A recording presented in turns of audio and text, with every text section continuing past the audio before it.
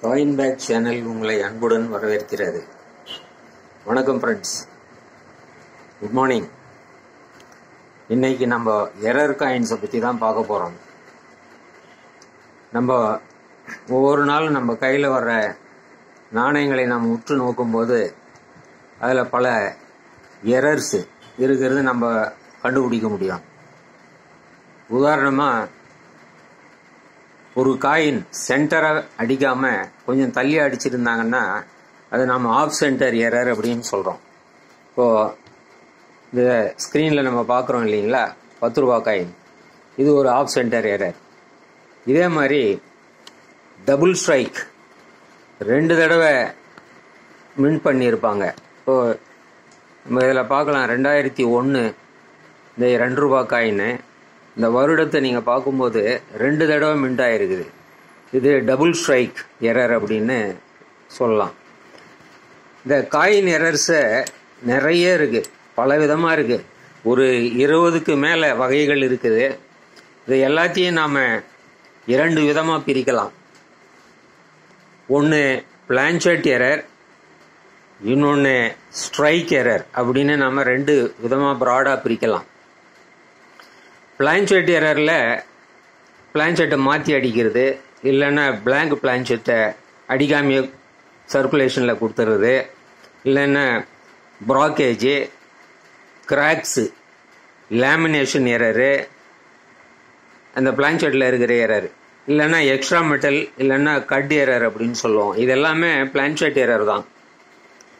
இது முதல் வகை. 2வது வகை நம்ம ஸ்ட்ரைக் எரர் அப்படின்னு சொல்லலாம்.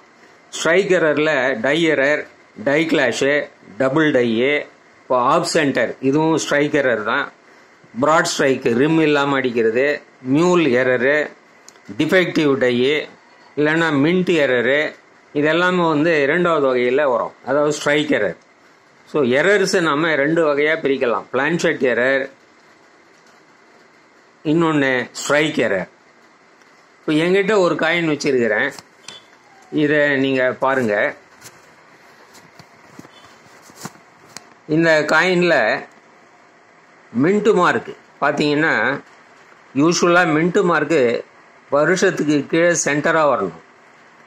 ஆனால் இந்த காயினில் மின்ட்டு மார்க்கு 1க்கும் 9க்கும் நடுவில் இருக்குது.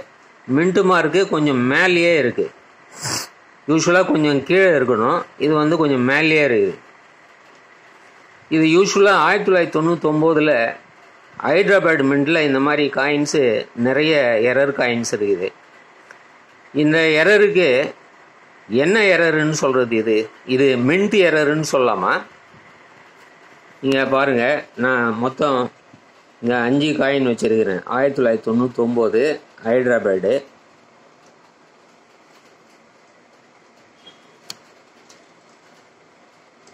இதை மின்ட் எரர் அப்படின்னு நம்ம சொல்லலாமா, இல்லை மின்ட் மார்க் எரர் அப்படின்னு நம்ம சொல்லலாமா,